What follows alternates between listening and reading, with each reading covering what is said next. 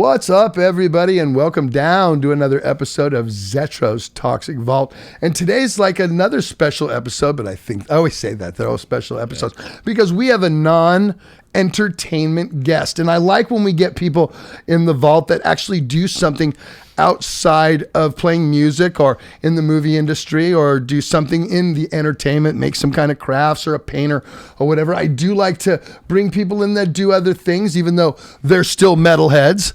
And so today's show, I actually have a firefighter. He is a California firefighter who works in the South Bay, Mr. Brandon Mimms. But before I get into him, I just want to thank all of you guys who are sending me packages because I've received some more today. If you notice that the vault is set up with all of the stuff that you guys have given me, I want to thank you guys so much for that. And also remind you that on Friday, this coming Friday, October 30th at 6 p.m. Pacific time, Hatriot's going to do a live gig on Twitch on, I guess, that new forum, Twitch. So just go to Hatriot/Twitch or go to Cody or any one of those guys and find that information. And it's free. It doesn't cost anything. You can go there and check it out. And we need to support this kind of stuff because when we're not out there playing live music, you know, and again, this is free. The band just wants to play for you guys. And for you people all over South America that watch the show and in Europe, here's a great chance to see Hatriot and they ain't never been there. Australia, we know you guys go. We got great fans in Canada. Seen Hatriot in Modesto? Yeah. See, this guy's lucky enough to live in California to see Hatriot, but a lot of people haven't. Yeah, awesome gig, huh? That was a great show. Great gig. But most people haven't, so check them out. So now back to our episode at hand. We have Mr. Brandon Mimms here. He's a firefighter from California. Dude, thanks for having What's up? me, It's man. good to have you in. I mean, It's you know, an honor to be here, brother. people say to me all the time, like, dude, you're my hero. You're a hero. This is a real hero right here. This person saves fucking lives on a call. He does his life is on the line every time that fucking bell rings. Every time my bell rings, all it is I have to hear intro music and run out and see all you animals going crazy. That's about as dangerous it gets. Or when they strip search me at a fucking border. That's about as dangerous. But this guy has to go put his life on the line. And living in California, and all of you people that live outside of California know that we catch fire almost every summer, and we are on fire actually right now. Yep. It seems like they have them under control though, but we're under fire. But there are a few things that I wanted to talk to Brandon about because we were talking earlier, and you're the hook and ladder driver on the truck, right? I am. I'm a firefighter in the South Bay. I'm assigned to the hook and ladder truck, and I'm the rear steer driver. So it is incredible. So there's a driver in the front and there's a driver in the back. Now, you're on radio with each other, on radio. So we have headsets and everything. So we talk to each other, the front driver, the tractor, and then me talk to each other. Now, was there a special program you had to go because or did you say, I'll do it, and then you had to learn how to do it? How does that work? Can everybody do it? You have to be a certified driver. You do? In the fire department, yeah, for my particular organization that I work for. But in other agencies, it's different. So not everybody can just drive the trucks then? It's a DMV covered thing. You have to have the license to drive it. You have to have the certification to drive it, even though a firefighter can, or a promoted driver can, or even a fire captain can too. But it is a technical specialty position. It really is. So it's very perishable skill. So then there's some firefighters that just ride on the truck. They're not authorized, I guess. Not authorized to drive the actual thing, even though in a pinch they might have to, or actually drive the rear of the truck, the hook and ladder part. Well, sometimes they are, and some of the academies put the firefighters through, and they are out of the academy. So it's not the hardest thing in the world to learn how to do it. It is a perishable skill, though. I mean, I do it permanently, full time. So every day I'm constantly getting, oil machine on it. But for a while there, I was very seldomly doing it, and doing it once every couple months and coming back. So very perishable skill because it takes a lot to operate a two-piece fire truck. God, I would essentially. think so. I mean, you're in the trades. You came from the trades. You know construction equipment and things like that. It's very unique to have two operators on one piece of machinery. Oh yeah, it's just a unique thing. Especially a very crucial piece of machinery. But it is fun. That is moving totally down the street, very high speeds. Not necessarily. Well, I mean, you have to beep the horn, but it's like there's a lot of other I'm sure there's got to be accidents every once in a while, right, Brandon? Isn't there, when there's like fires trucks go to, or paramedics go to accidents all the time. Every once in a while they get in accidents just because of Yep. some people don't know how to act, or the urgency in there, Totally. and That's what we do. The decision. The good thing about working on a ladder truck, any position in the fire department's great. This is really a great career. It always very has rewarding. been. The truck specifically has a function of rescue. Typically within this area in your local fire departments and within California. And most other agencies too and stuff. But I know that we as truck company personnel go to big wrecks. That's what we do. And we find it very rewarding to be able to rescue and cut people potentially out of cars that couldn't normally get out. Kids, children, mothers, fathers, whatever it is. And that's our job. And that's something that we love doing. Is you can't get out, this is your problem, you're hurt. We can potentially find a solution for your medical problems. We can get you out of this twisted metal car, unfortunately, you got into. I mean, they happen. These things happen all the time. I've been in, I don't know how many myself. It's nice to know that you as a resident of the Bay Area, let alone the state of California, wherever you're at, that especially in this area, that you're going to get well-trained firefighters to you to help you when you call 911, and fast, very fast. I mean, we don't waste any time. When the bell goes off, we I see that move. here in Dublin, I see that. When you call, anybody calls, that bell goes off. It doesn't matter what we're doing. We're rushing to get to the truck to get to you. And that's a service that you deserve. What's the percentage of, say, those types of calls, accidents, opposed to fires that you actually do? I mean, you're called firefighters, but you're pretty much more just emergency guys for that, for anything on that, right? I would think that would be, more of it than you guys should be. Yeah. The emergency responders, not firefighters. Yeah. I mean, you do firefighters, but that's totally. Yeah, I mean, I can't give you a percentage. I don't know what they are, and I'm not in a position to do that. But I can tell you, as a firefighter, we're going on way more medical calls. Than anything else. I mean, it's a super high number. You can go to certain fire departments, certain agencies in the East Coast, wherever it is. They're going to more fires than I guess the fires we're going on versus medicals. But across the board, obviously the medical component is a big deal.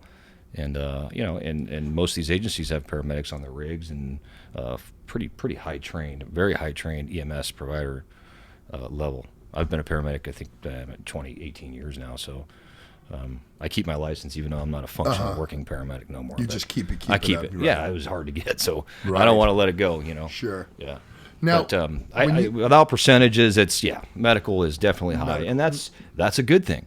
My thought on that is that is a good thing.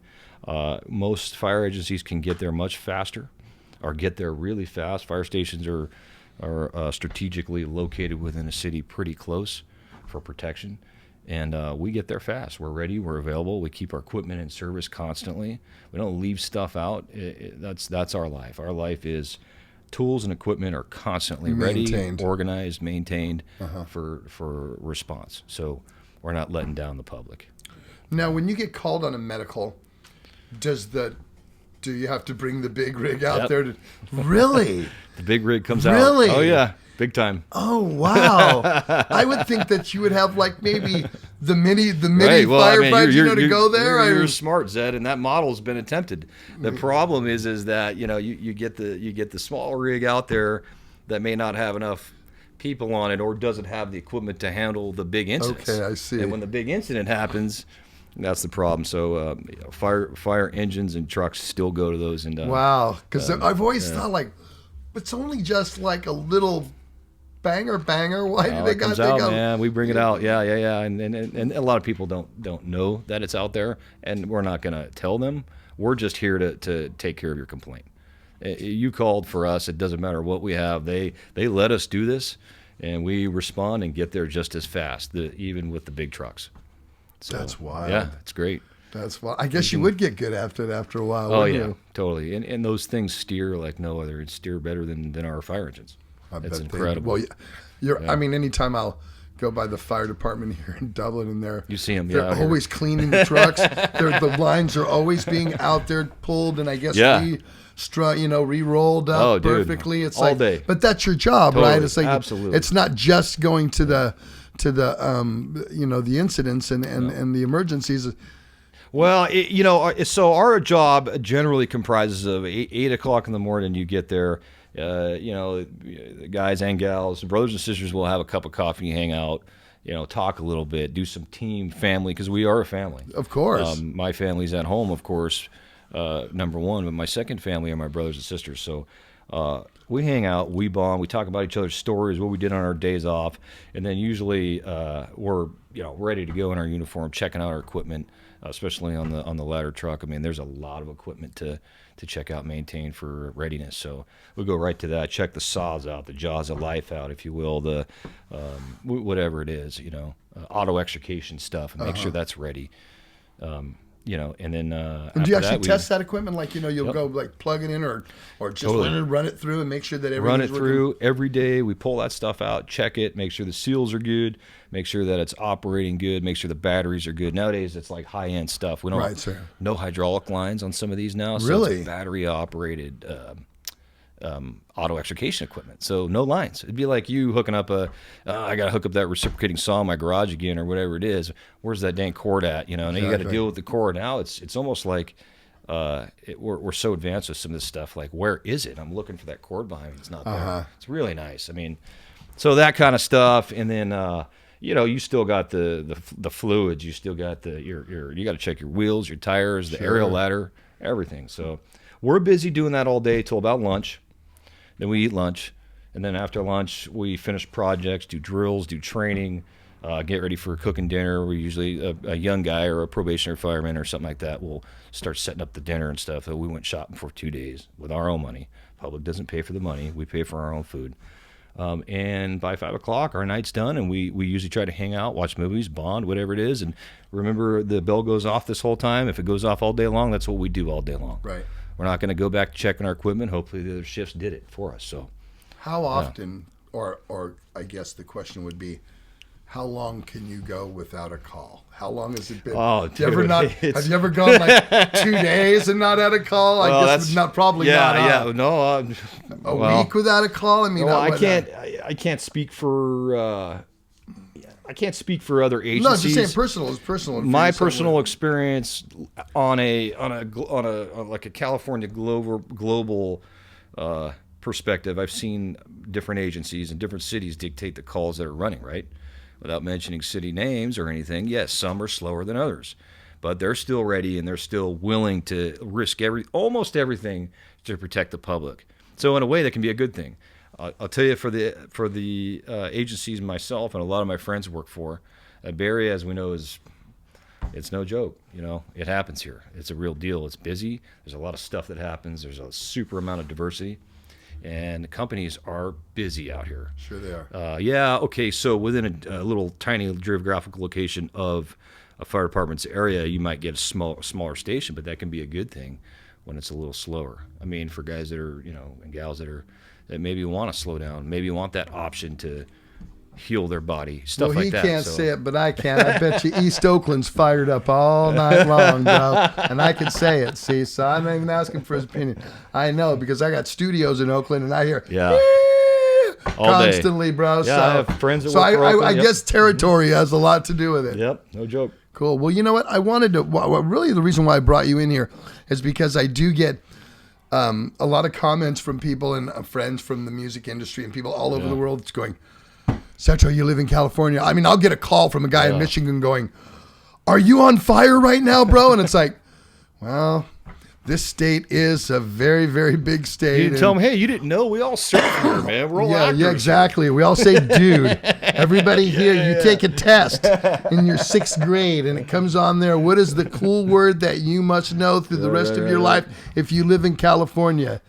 Dude. That's right, dude. So if you don't pass that, they ship you off on to, I don't know, Saskatchewan or something like that. Yeah. I don't know. Or Rad or Hella was another one. Who knows? Somewhere out there. One of those. But it's been, kind of interesting to me growing up in California, living here my whole life. I've noticed just over the past few years, California seems to be on fire in the summertime. Yeah. And is it all the people moving here? What? I mean, is it climate changing and we're getting lightning in times of years when we normally didn't get it in the past? Is it logging areas are not cleaned up? Is the tree huggers hugging trees? Is the frog lovers loving the frogs and the brown squirrel? And I mean, is it you don't know, you can just weigh it like this. You don't have to, I won't throw you under the bus, Brandon. But I mean, I have all these things that go through my head. What is it? Why all of a sudden are we on every night on the news? I mean, I was just recording an album in Lake Almanor, which we were pretty much 35 miles from the front line. Yep. I woke up one morning to drive to the studio where we were recording. Tom Hunting lives up at Tom's house. Yeah, we did it in his man cave. It was actually where we did it. That's the way to go, man. So, hide out. Oh yeah, the whole band was up there. They all know because they watched the episode, and I was doing stuff from up there. And one morning I woke up, and it looked like it snowed on my fucking car, and it was ash, and they were like, Ixnay, don't go out of the house, don't even breathe. So they're like, you're not doing vocal tracks today, dude. I'm like, what? They're like, no, they don't want to breathe. We're not even can't go outside. They don't want you going outside. We're not doing anything. It smells over there. So, I mean, that's a dry area. That is a super dry area. And as I was riding around there for like the month or so, I noticed a lot of areas that look like, boy, is that a fire candidate waiting to happen? Absolutely, yeah. And is it like owners of lands that's it on them to keep the maintenance up, or is it a federal thing? Brad, I mean, you're a fire. You've been sent up there, right? You've been had to do some of that stuff up there. Yeah, I can't name the fire I was on and stuff, but I just came back a few weeks ago from Southern California area, and I mean, it's been across the board, and this is a reflection of this. By all means, is not a reflection of what the exact numbers or statistics that are actually going on, because those are very specific. This is what I'm seeing, no different from you as an outside person looking in with my experiences on the past 20 plus years that I've been in the fire You have department. A backstage pass. You get to see how it gets set up. You know what I mean? That's why I've seen the changes from when I was a kid to 42 years old now, and there is, and honestly, my opinion is there is.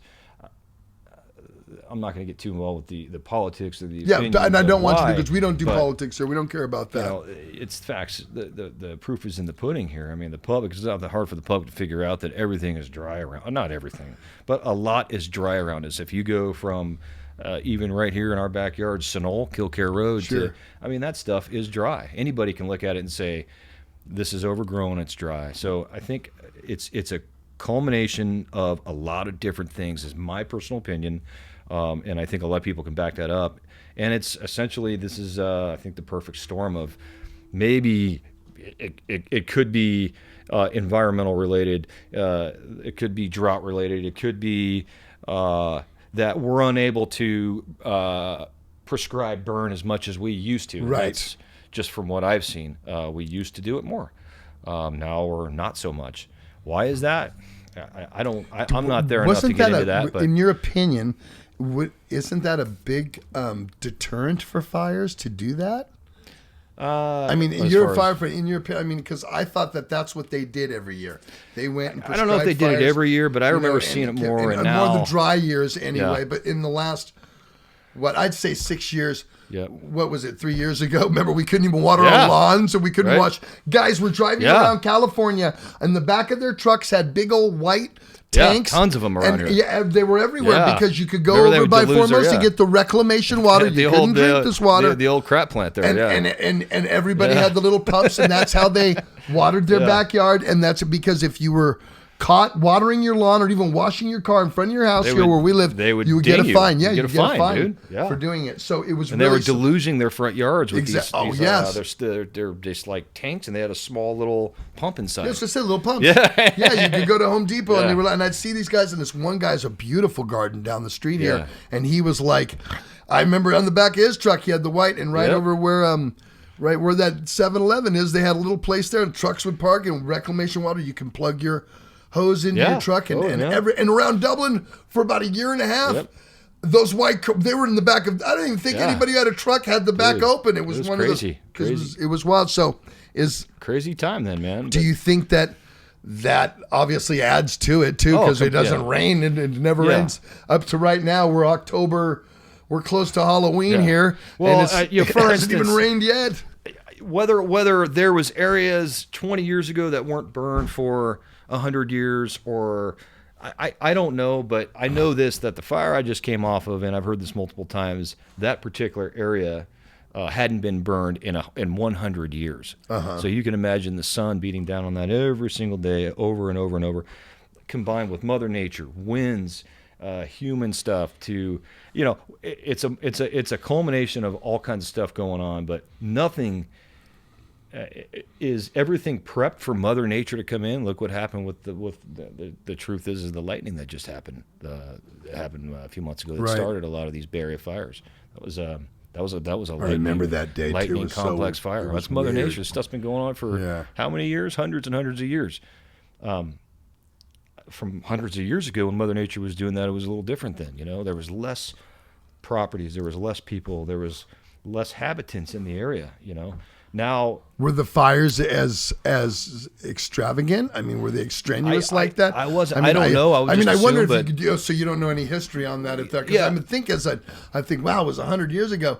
They didn't even have the facilities to put it out. Even though there wasn't people there, lightning still, lights burns and then they weren't even cleaning it up so. No, I mean, I don't know how they handled that back then and stuff, but the winds are the winds and the fuel is the fuel, and how it's all coming together is for the experts to figure out and hopefully come up with a solution. But I mean, personally, is there talk of solutions now? Is there anything that they feel that they can do proactive? But it's so far above my level. I'm not in a position to even go there. I mean, that's where you get into more of like the higher ups figuring out an ultimate plan. But I mean, the fires obviously have gotten worse. Especially over the last 4 years. I mean, you got Paradise, right? You got what happened. Yeah, right. You wiped out a whole community. Mm-hmm. So I'm just speaking from my own opinion on what I see. I'm not speaking from what I'm told. I'm not speaking from statistics that I'm seeing. Right. I'm speaking from my own eyes over 20 years, and this is only my opinion. Yes, the fires are seem to be getting pretty bad every single year. The good thing is about that is I feel like we're ready for these. We play well with these, whether it's Cal Fire doing it or wherever the area is in, whatever particular area of California. We all kind of play together. And the best thing I can say out of this is we're all one huge team, statewide, nationwide. These fires, they were pulling in people out of state, within the state. We use each other, the Bay Area as LA. They'll come up. LA comes over here. Right. We go over there, so we have the ability to do that, and we come out. We come out in big numbers. Yeah, you guys haven't really lost too many guys, have you? I mean, considering it's terrible, and obviously it's part of the job. And you're never going to go into something so deep like this and come out squeaky clean anyway.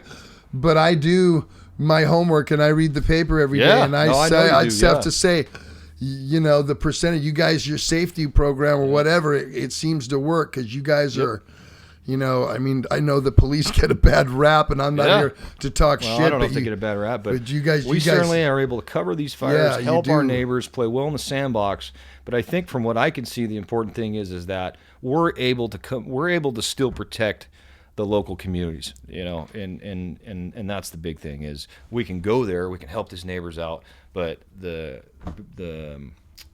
meat and potatoes of your fire department where you work needs to protect you and you. We need to be here. There needs to be people ready for you when the call comes out still. So if we can do that and do this and still play and put the fires out over California and play well together, we do it. And it happens and it goes out, and hopefully we get a break from Mother Nature and it gets colder and a few things start to come back down. And then we're back in business again until the next season. And I'll tell you, from season to season, it feels like to me, it's certainly picking up, the fires.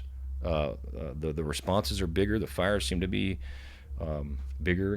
I know it's the worst fire season recorded in history. That's what we're being told. But that's not the first time we've heard that too, Yeah, so- exactly. That's what we're being told. Now, when it's not fire season, it seems like the firefighters would have more time for first response and medics. So it would even be quicker if we were not hindered by these summer fires. Would you agree with that? I mean, not necessarily quicker as far as the response, because like I said, I feel or like maybe we're- more people available. I guess not necessarily, because not there's still necessarily, there's huh? a model and there's amount of people that that we got to have ready and available. So all that stuff is settled, among the higher ups, Right. People that are way above me, union contracts and things that have to be set in place and have people constantly ready, and we're good about that. And Well, it seems like a very coveted job. I know many people that have attempted to be firefighters and have waited years or didn't get in so for what hard. it's. The test is That's hard. a whole nother conversation, man. I'll tell you. Yeah, well, we're gonna have to have you in for that. Let's talk about becoming one. Yeah, no, that's a whole nother. I don't even want to talk about that, but it was for me and most of us. It's a hard job to get into. Very hard job, and if you really really think about it, when I was a kid. Living like you, I was a metal kid. I was Still going a to. kid. Still living like no, like not like now, but I mean like we grew up together, same kind of idea. I was going to shows and everything else, hitting up shows, doing all that stuff, going to Slayer shows, going to Excel show, Exodus. Oh gosh, man, tons, right? I was the whole time testing for the fire department, trying to get in, going to be a paramedic. Getting this, getting that, being turned down, depressed, and being like, dude, I got to go to an Exodus show. I need to be lifted. Hot. And I'm pissed, and I'm kind of angry because this is frustrated. So I'm gonna go right to those pits. Right to the and pit. I was kind of a little bit bigger. Good, so friendly, violent fun. Good, friendly, violent fun, man. You know it. So that took me a long time. Once I feel like I became a paramedic, it was easier to get in, but I still tested. You got to test. It's a big, long process. The fire department to test in. I take a civil servant test all the way to backgrounds to psychological tests. It is a process. Wow. And it takes a lot of money. You're staying in hotels. I was sleeping outside in line just to pick up an application for certain cities. Thousands of people wrapped around, and it's a big deal. And then they take that and they weed out thousands of people down to 25 people they need. So why it's so popular, I get it as a kid. The downfall is that as a kid, I didn't think about a lot of things that I'm feeling now. God, it sounds like it's easier to be a fucking rock star than it is to be a firefighter, dude. It's super hard to get in. Once you're in kind of thing. And but now at 42, it's like, yeah, it's a great career. I love it. I love going to work every day. You retire with integrity, too. You can retire with integrity. You hopefully don't retire with aches and pains. Right. You were... what'd you do? You hung doors, right? Yeah, I was a union carpenter 20 years. Carpenter, right? Yeah, So, commercial doors but that was my specialty. I didn't do forms. I didn't do concrete. I didn't build houses. My whole thing was I put doors and hardware in. hard work, right? And you had to carry them fucking doors. I'd show up to a job and go, there'd be 600 doors on a job and go, oh, well, there's 3 floors. There's going to be 200 on the first floor. Those are easy. Then 200 on the second floor and 200 on the third floor. Yeah, and everybody's waiting in line for the man lift. Yes, so you still got to get them up there. You know, that's called a stairwell. Put them on your back and carry them. Yeah, and you get home 8-hour days. You're taking ibuprofens. You're 6:30, it's a hard 7 labor o'clock. jobs. Yeah, I'm down. Down, man. Yep. Smoking a shitload of weed to get me down. You all know how I do it. So, Unbelievable. Yeah, that's the difficulties it is getting in, and for the people that do get in, good for them. You know, they deserve it. Well, hey, Brandon, I want to thank you for coming in. Hey, you're awesome, man. It was really good seeing you guys. Everybody, Thanks for the opportunity. Brandon Mimms hitting me. He is a firefighter in California here in the South Bay. And hopefully you won't have to call him and have him come help you. But if you do, got a good guy here. All you guys, man. Stick to Bay Area Thrash. There you go. Leave me your comments on it. Give me some of your personal experiences. And, you know, if you're up there in California, Paradise or any places, leave me some comments. Obviously, if you haven't subscribed to my channel, subscribe to it and share this. And I got some real good guests coming up here real quick. And we'll see you real soon. We're back home. We're done. We're here in the vault. And we'll see you real soon.